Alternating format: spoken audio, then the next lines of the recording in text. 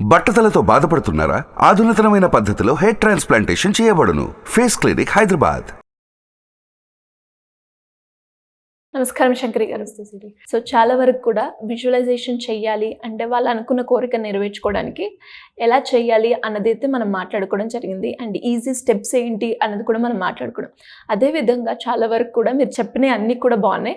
But ఇంకా మాకు విజువలైజేషన్లో ఫోకస్డ్గా కూర్చొని విజువలైజేషన్ చేయడం, దాని మీద కాన్సన్ట్రేషన్ పెరగాలి అంటే ఏం చేయొచ్చు అని అడుగుతున్నారు. చాలా మంది విజువలైజేషన్ చేసుకుంటారు, కానీ ఏంటంటే ఎక్కువసేపు దాన్ని కాన్సన్ట్రేట్ చేయలేరు.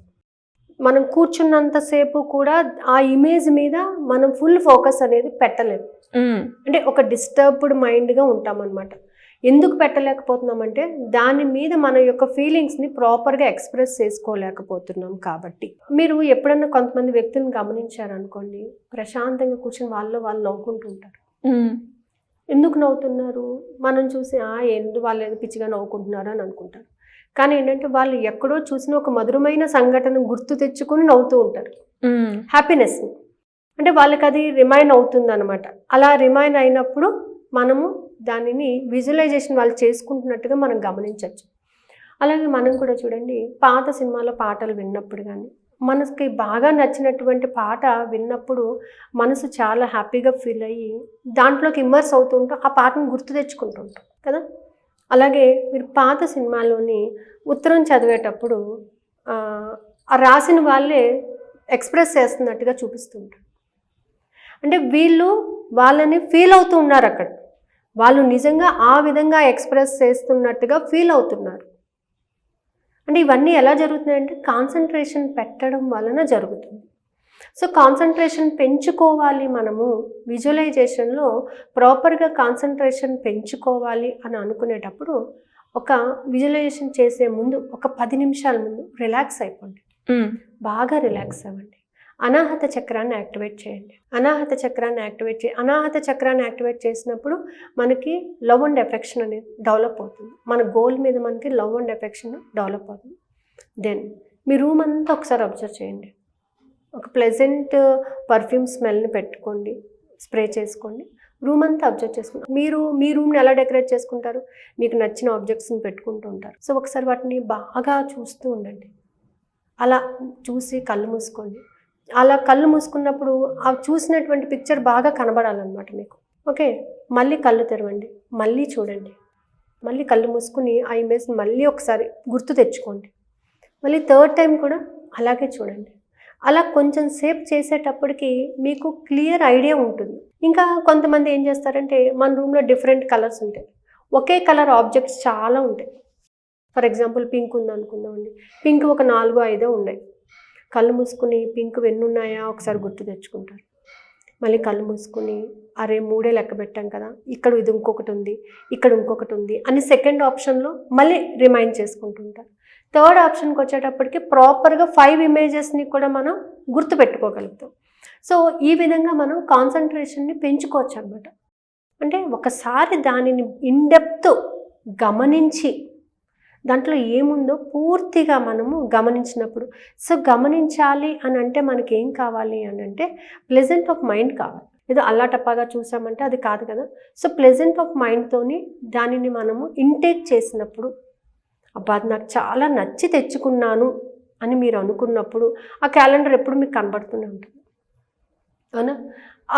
ఎప్పుడైతే మనం ఆ ఫీలింగ్స్ని గమనిస్తూ ఉంటామో, ఆ ఫీలింగ్ని గమనిస్తూ ఉన్నప్పుడు మనకి కాన్సన్ట్రేషన్ బాగా పెరుగుతుంది అన్నమాట. చాలామంది ఎవరో ఒక వ్యక్తితో మాట్లాడుతున్నట్టుగా వాళ్ళు ఊహించుకుంటుంటారు. అంటే వాళ్ళు కాన్సన్ట్రేషన్ వాళ్ళ పక్కన ఆ వ్యక్తి ఉన్నారు అని వాళ్ళు ఫీల్ అవుతున్నారు కాబట్టి వాళ్ళు మాట్లాడుకోగలుగుతున్నారు కదా. సో దీని అందరికీ ఏం కావాలి? కాన్సన్ట్రేషన్ అనేది చాలా ఇంపార్టెంట్ అనమాట.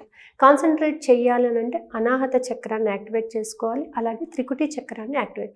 దాన్ని ఇన్డెప్త్ చూసినప్పుడు, ఇన్డెప్త్గా మనం దానిని గమనించినప్పుడు దాని యొక్క ఇమేజ్ మన ఐస్లో పడుతుంది. మనం ఎప్పుడైతే దాన్ని బాగా చూస్తామో, చాలా చక్కగా అబ్జర్వ్ చేస్తాము. సో మీకు ఒక చిన్న ఇన్సిడెంట్ చెప్తాను. నేను 9th క్లాస్లో ఉన్నప్పుడు ఏం జరిగిందంటే, మా మదర్ దగ్గర గోల్డ్ బ్యాంగిల్స్ ఉండేవి.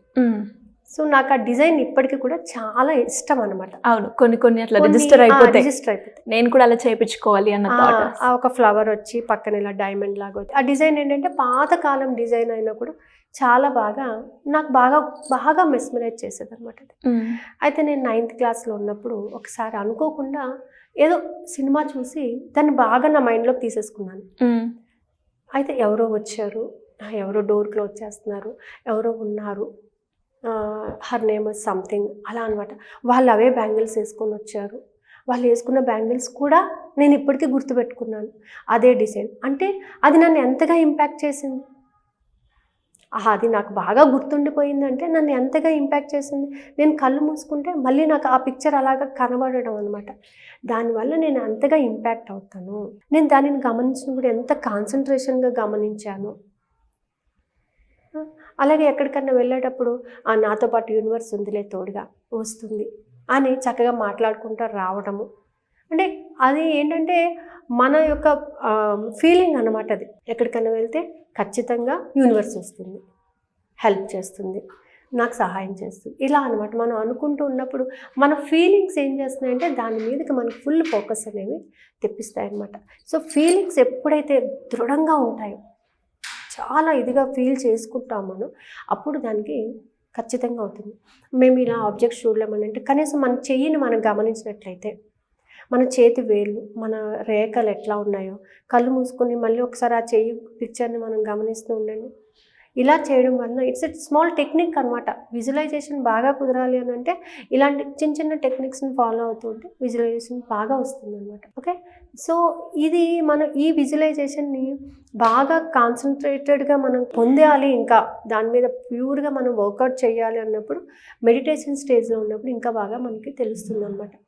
మెడిటేషన్ స్టేజ్లో ఉన్నప్పుడు no negative thoughts, no negative feelings ఏమి ఉండవు మనకి. ప్యూర్గా మనసు చాలా స్వచ్ఛంగా ఉంటుందన్నమాట. అప్పుడు విజువలైజేషన్ చేసుకోమని చెప్తాం. లేదా బ్రహ్మముహూర్తంలో విజువలైజేషన్ చేయండి, నైట్ నిద్రపోయే ముందు విజువలైజేషన్ చేయండి అని అనుకుంటూ ఉంటాము. మనం ఎప్పుడైతే క్లోజ్గా చక్కగా కాన్సన్ట్రేషన్ పెట్టి చేస్తామో విజువలైజేషను, అప్పుడు మనం అనుకున్నది యాజ్ ఇట్ ఈజ్ అయిపోతుంది అనమాట. సో నేను 2 months బ్యాక్ కూడా నేను ఒకటి అనుకున్నాను, ఎవ్రీ మంత్ ఇలా ఉండాలి అని. యాజ్ ఇట్ ఈజ్ నాకు ఎలా అనుకున్నానో నేను ఆ ఎవ్రీ మంత్ అది నేను పొందుతున్నాను. నాకు ఇలా కావాలి, ఎవ్రీ మంత్ నేను ఇలా ఈ విధంగా నేను ఉండాలి అని అనుకున్నా. ఆ ఎవ్రీ మంత్ నేను దానిని పొందుతూనే ఉన్నాను, ఇంకా పొందుతాను కూడా. ఎందుకనంటే ఐ నీడ్ ఇట్, ఆ ఫీల్ అవుతున్నాను నేను. ఆ ఫీలింగ్స్ నాలో ఉన్నాయి కాబట్టి ఖచ్చితంగా అది వర్కౌట్ అవుతుంది. సో ఎంతసేపు కూడా మన ఫీలింగ్స్ మీద మనం ఆధారపడాలి. మీరు ఎంత బాగా దాన్ని ఫీల్ అవుతారో, ఎంత బాగా అది మిమ్మల్ని ఇంపాక్ట్ చేస్తుందో అంతగా మీరు దానిని ఖచ్చితంగా పొంది తీరుతారు.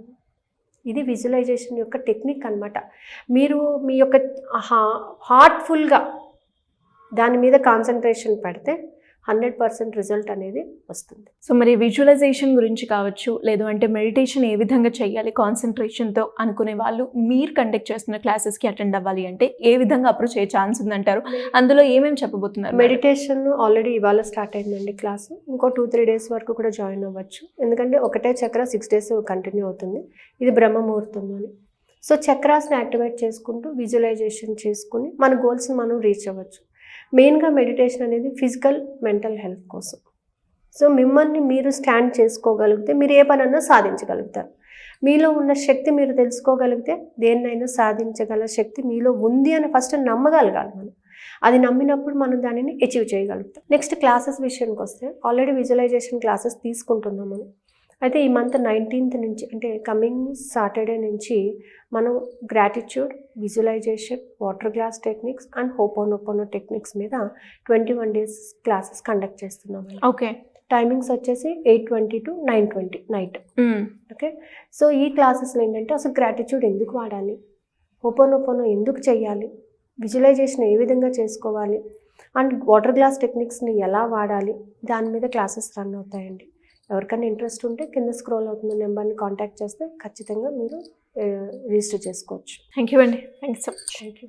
సుమన్ టీవీలో మీ పర్సనల్ అండ్ బిజినెస్ ప్రమోషన్స్ కోసం కింది నెంబర్కి కాంటాక్ట్ చేయండి.